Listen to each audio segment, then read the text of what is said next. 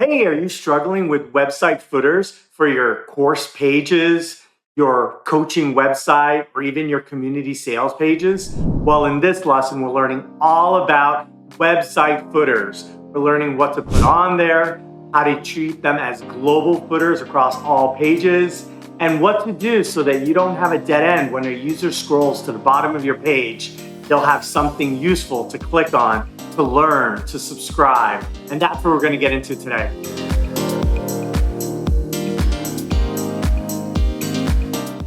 Hi, I'm Angel from ArtsyCourseExperts.com, and we help creative teachers with tech for their online courses, their membership communities, and their coaching websites. In this lesson, we're learning all about website footers. And remember, website footers could not only be on your actual website, but it could be on your community page, on your webinar, on your courses page. So we're just going to learn all about website footers. We're going to really dig in. We're going to learn what are they, why use them. We're going to get into a how-to guide and talk about the critical elements for all footer areas. And then we're going to architect your footer. We're going to get into an example and talk about how maybe a training company could use a website footer. And then we'll come around back and summarize our top tips so that you can learn how to design and upgrade your website footer. Let's dig into website footers for online teachers and coaches that need website footers on their website page, their community page, their courses academy page, and on and on. Okay? So first of all, what is a website footer? Well, it's usually the bottom section of all website pages. It's probably common. So like once you design a footer, you put it on all your pages. If necessary, sure, you can have different footers on different pages. Like maybe on a landing page, you might have something slightly different because that's an ad and you want them to do a specific action. But in general, once you have kind of a platform like your main website or your coaching academy, you're going to have a common footer across all your different pages. So why use a footer? Well, it helps people when they get to the very bottom of your page. So it gives them more links and resources. So remember, they're scrolling around, they might have looked at a page, and for whatever reason, maybe they didn't click on anything. Maybe they thought about it, but now what you don't want them to do is to get to a dead end. So instead of getting to a dead end on any page, you give them this footer. This footer has additional information, resources, your key services, maybe your courses, how to contact you, how to schedule time with you, all that sort of stuff. So the why I use it is as people are navigating your different properties and they get to the bottom of the page, they might have to scroll back up. Maybe nothing caught their eye. So instead of them exiting your page, leaving, going to a competitor, going back to Google, you might give them kind of another option. So it's not a dead end. And that's why I love website footers. They're also kind of a little bit of a standard. So, there's usually a top part with some sort of main menu. Then they look and they're scanning. And remember, also with Facebook and Twitter, TikTok, they're training people to just scroll. They're training people to scroll. So what we don't want to do is get to a dead end. So that's where the website footer can really help out and, guide your prospects, guide your students, your mentees to the next step. Okay, so let's get into a how-to guide. First of all, let's go over some critical elements that are part of website footers. The first thing is it should have your top services that you offer. Sometimes some people list every service, and that's a business decision. You're going to have to see how that works out. But I would definitely list your top services. Could be 1, 2, 3, 5 of your many different options that you're known for. So I would definitely list your services there. Remember, they may see your footer because they came in through a blog or some Google link that maybe was your glossary. You don't know how they got to that page. Or maybe it's the bottom of the sales page, but for whatever reason, that was the wrong product and service they were looking at. So when they get to the bottom of that sales page, perhaps they see other services that is really what they wanted, so they can click on that. So definitely list out your top services on your footer, or at least the categories of services. Maybe you might list training or coaching or for different industries, whether it's different sub niches like within fashion or within hairstyling. So you might have your different types of services or coaching or training just for that niche that you teach, right? Whatever that creative service is that you do. And so that's going to really help you talk to those specific prospects. They're not just looking for anything general. You want to really show them the services, but also the services for what they need, for their subtype, for their specific niche of what they need to learn. Another important thing to have is more information about your company. You can have an About Us page, you can have your team, meet the coaches, your bio with your experience and maybe your resume. You could do all those kinds of things. Maybe meet the team so that they can meet the community manager for your community. All these different things about your company. Maybe even some certifications or logos and seals that show that you know certain systems, certain tools, certain things that are part of your trade. Okay. And so those are also good things to add trust and so that people can look up information about your company, your training company. You'll, of course, want to have different kinds of contact options, whether it's some web form, maybe it's an email, call us at, or coaches at your company name. So all those different kinds of options, maybe schedule a Zoom, Calendly, schedule time, get a free consultation, whatever it is that makes sense for your creative training company, you'll want to have that on the footer. Then you'll want to provide content options for people who maybe aren't really committing yet. They're not ready to buy from you, but they want to follow you. They saw something they liked. They might want to get on your email list, or they might want to follow you on their preferred social media platform. Maybe they prefer our Instagram. So you should offer those options where you can link out, they can follow you and subscribe to your different social feeds and just sort of start learning more about you. Instead of just leaving the web page, they kind of got to the bottom of the page. It's a dead end. They didn't find what they were looking for. So maybe social media or even offering a lead magnet where you might offer them a checklist or a guide, the top 10 things about a certain creative skill that they might need to learn. So, or maybe about a tool that they use or some samples and swipes or files that they can download. Yeah, so they might just be interested in just the next step. Maybe if you're lucky, they'll give you your email, they'll give you their email. And if not, maybe they could just subscribe and just kind of watch for a little while. And who knows, maybe in a few months after some of your content, they'll be really excited to go ahead and get an offer from you. Finally, people use website footers to provide legal information, whether it's copyright, all rights reserved, maybe it's privacy policy or terms or cookie policy. And it also depends on where you are in the world, even within, not only within a country, but within a certain state. So in the US, California has some more advanced, more stronger rules than some of the other states. UK and Australia are going to be slightly different, than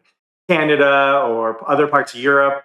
So anyways, so those kinds of things you might want to put it there. And also to let people know that your training, it's your intellectual property and people shouldn't just take it and copy it. You put a lot of hard work into this and you don't want, copycats or anybody misusing all your different kinds of intellectual property, whether it's your video, your training, your checklist, etc. Now let's get into how you would actually architect the footer area on your different properties, right? Let's just say it's the main web page, creative training business. So, I would think about it in terms of a table. So, you're going to think of columns. And so you're going to group your different items into buckets. They're going to land in these different columns. Maybe one bucket is your services. Another bucket is all about information about you. Maybe another one is all about your community or your coaching program. And within your coaching program, you're going to have a couple of angles, right? Maybe about the coaching program, sign up to the coaching, see what others say, maybe try it out. So the important part is here is that you're really thinking about all your different services and the different options that you want for your footer. You're going to think about it in kind of these buckets, these islands, and then convert that into sort of a table. You're not actually going to show a grid on your footer, but the process of thinking about it as columns and with items in each of those columns, that's going to help you go a long way. And when you start using these columns, you're going to group similar items together, and that's going to help orient your people. So as the prospects are looking around, they're going to look at the headers, and then they might look below the header to see a set of related child items that are related to that category. So just think about that. So you got like your buckets, your different columns, and then within a column, you have these related resources. As people are navigating, they're going to be lost. So that's important. And by the way, on that same note, you're going to want to include potentially a site map on your footer that helps people who really are looking for, they already know what they're looking for, they just can't find it.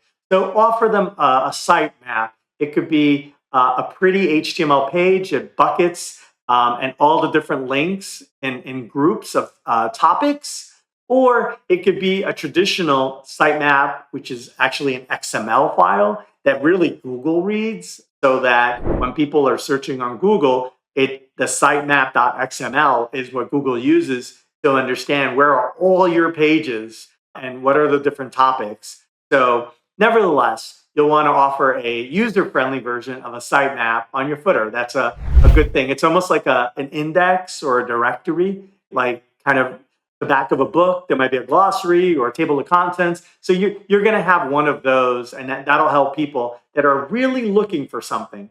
And of course, you can have a website search function where they can search. Some people usually do this at the top near the main menu, but there's no reason why you couldn't put a search feature on your website, footer. Now, you're going to want to think about these common website footers as global. It's usually it's part of your theme, and it's one time, and you're doing it for all your pages. So it's this one design that almost every page gets. So think about that. So this is a page. This is a footer design that is available, whether you're looking at a sales page, a home page, a glossary, a blog.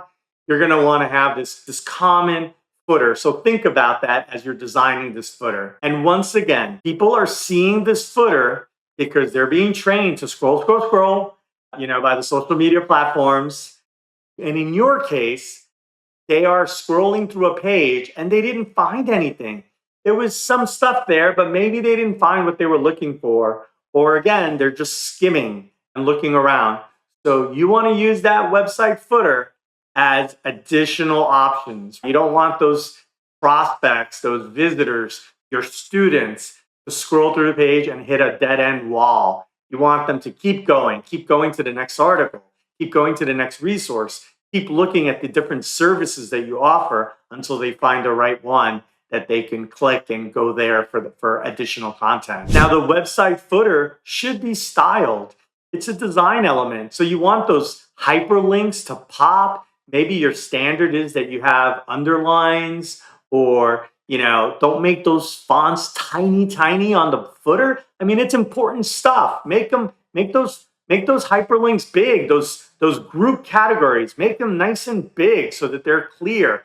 They're visible on all the different browsers, on the different screen sizes. You're going to want to style it so it's consistent. You don't want to blend it away. You want it high contrast, right? You don't want blue on black. You're going to want like white or yellow or black on white or something. Obviously, you're going to use your colors, but you want it to be high contrast. You want people to know that when they move their mouse there, it turns into a clickable thing. It's a hyperlink. It's not just an image. This is not just text. So you're going to want to style it. Your programmers are going to use CSS, and they're going to set all sorts of attributes on those anchor links on the bottom of your web page. And finally, you're going to want your website footer to look good on any platform. So you want it to be responsive. And what responsive means is when you're looking at it on a mobile website, on a mobile phone, on a tablet, whether you're looking at it horizontally or vertically, either way, your website looks great. And if that particular phone is too small, or maybe from an accessibility, they've zoomed in, it's okay.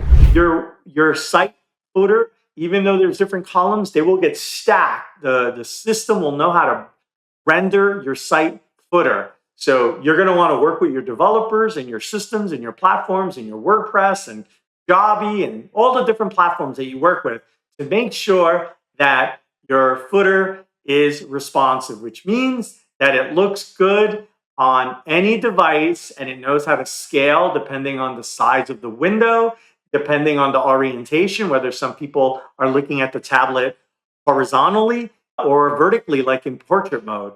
So responsive is really important. Remember, a lot more of your visitors are going to be coming in over mobile. Less of them are at the desktop. They're on the go. They're in the car. They're traveling. They're online and they're learning something. So whatever their use case is, you want to be able to support them on your different platforms. Quick reminder, you probably found us by looking for ideas on how to improve, or maybe you were trying to fix a problem for your course, your community, or your website. But before you forget, please subscribe to keep learning and maybe share this with a bestie. You rock. Thanks. Let's keep going. Now let's check out an example. Let's say we're putting together a site footer for an animation teacher. Okay. So they have a website, they have a footer on their website that they use on almost every single page. They teach animation. Okay. So cool graphics, they make them move. They do lighting and all this cool stuff, like almost like animated movies. We don't know if they do commercials or if they're a film studio or they're teaching future animators for movies or TV. But anyways, they're teaching that kind of stuff, animation, graphics, 3D objects that move around and in this world, and there's a camera and all that fun stuff. So they have a website footer, and we want to figure out what are those key services so that when users get to the bottom of any page, maybe it's their blog page, maybe it's a sales page or whatever, they find them in Google. When they get to the bottom, they want these prospects or these users to go ahead and do something useful and not just bounce, which means leaving the web page, hitting the back button and going back to the prior website. We don't want that. So here's some examples of what they might do. So on their footer, they might have reinforced their logo, their company name. And in this example, we're using the Slay name. So we might have a little slogan, a little, kind of a catchphrase, or maybe it's not like, let's do the, maybe it's not like a Nike slogan, but it's a different slogan. Maybe it's a phrase about your company, like, we help animators learn the latest skills to create amazing things. Whatever your different angle is. And then you might list out your courses. So in this case, they're an animation teaching training company. So they might list out a couple of animation programs like Maya or 3D Max or things like that. Or they might go into courses about different areas within animation, So, you would do the same thing for your industry. But for the animators, they might talk about objects and lighting and rigging, motion and texturing. So they might have individual courses for each of these areas. They could also have courses for beginners or intermediate or some sort of bundled masterclass. So again, you can get more into the exact courses in your Course Academy page, but at least on your footer, you're providing those hooks, those gateways, those ability to teleport to those different areas of your website by people who are looking for different course topics. You might also have live courses. Maybe you have like Zooms where you get together and for a few weeks and every Tuesday night you demo and there's people who are asking questions in the Q&A. And then again, you might also break it out by skill level, right? For beginner, intermediates, or maybe they need live coaching, but they don't want to do it in a group. Maybe they need help with their specific problems. And then, within your coaching page, you can offer the different prices, the different options. But the point is that on your site footer, if they're looking for coaching or they're looking for advice, they can find it. And that's also where they could potentially talk to a coach. However you want to spin your footer hook lines, right? Yeah, they're menu items, but they're also kind of call to actions, right? CTAs. So they're sort of next steps So they're short, they're quick. It's not this 7-word blog title. It's these short, almost like buttons, but they're hyperlinks at the bottom of your page. This animation teaching company might also have a community where some of it is free rooms, some of it is VIP for premium members, and maybe you respond faster, or maybe there's additional resources, or maybe a higher end community comes with courses, but the lower end community is just the chat rooms or maybe limited chat rooms. So you might want to advertise your community in your website footer. And, community could take a lot of different forms. So if you have, your community, maybe your students have submitted little videos, demo reels, and you're going to highlight that. So again, it's almost like a testimonial, but it's a cool video testimonial where you're showing. And, again, if you're teaching sewing or if you're teaching, hat making, you can have like a portfolio page. So, and you could list that on your website footer, and it just gives you, more street cred. Like, oh, you're the real deal. Look what your students did. Let alone you as a teacher, you might have your own portfolio as well with your own experience. So you might have another section on this site footer that's about you. It's your blog. It's about us. It's your testimonials.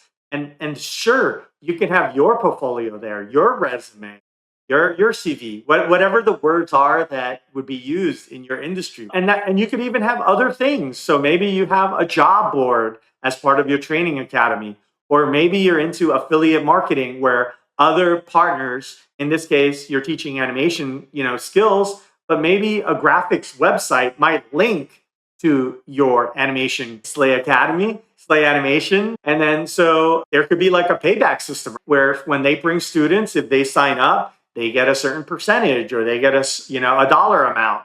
That's all possible with the technical plumbing underneath. Yeah. And then of course, you might have a sitemap. So people are like, I'm looking for stuff, but I don't see it here. You don't want to overload your website footer with, 50 or 100 links. So you're just doing those top most important things. But if they're still looking, there could be a sitemap there or even a search bar. And of course, it's starting to become standard where people on their footer are listing their social media platforms. So that's where you could have, your Facebook, your YouTube, your Twitter, et cetera, your X, or you could even have a sign up form. And it's not just a button, but maybe even a little teaser or a picture like sign up for our newsletter and get our top 50, links to resource websites so that they can download 3D models, or a texture library. Here are the top 10 places that we love for getting textures for your 3D animation. Again, you're going to customize this for your people, your creative, whatever it is that you teach, but you're getting the gist of it as we kind of use this example to go a little deeper and create that awesome website footer that's almost on all of your pages so that less and less of your visitors are reaching that dead end. They can stay on your platform longer. They can find something, they could get value and potentially even buy one of your services. In the end, site footers provide users that scroll all the way to the bottom with some additional options. They're not hitting that dead end. They're going to have quick links to additional very important pages. So they're not just going to hit the bottom, dead end, and then like, get out of here. They're going to keep going. You're going to keep them on your platform. And ideally, you get them closer and closer to that thing that they were looking for. So let's summarize. Here are the top things you need to know about website footers. It's the thing at the bottom of your page. It's usually common and global. So it's across multiple pages. And remember, footers could be on websites or they could be on these other systems, a course system, community system, a webinar system. You could use website footers in a lot of different platforms. You're going to list out your key services. You're going to provide links and contact options and social media, all the standard stuff. And then you're going to personalize it just for your business. But the important part is that what you're trying to avoid is that people get to the bottom of the page and they leave. No, when they get to the bottom of the page, you're giving them other options, your key services. They're ready to contact you. They're ready to order, whatever it is, so that they don't leave. You keep them going forward to the next better piece of content that you offer. So now you're a lot smarter on website footers. Your website footers are going to perform better. You're going to have more people stay on your page, on your site, on your platform instead of bouncing away. And they're going to be happier. They're going to find other options. They're going to find the next better thing that they're looking for, that additional resource, that additional service. And you're going to hopefully make a lot more money as well. If you're loving this stuff, go ahead and subscribe to keep leveling up your training business. To learn more, check out the expanded details and links in the notes. And if you need any tech help with your online courses, your membership community, or your coaching website, visit www.artsycourseexperts.com. Thanks for hanging out. Let's stay in touch.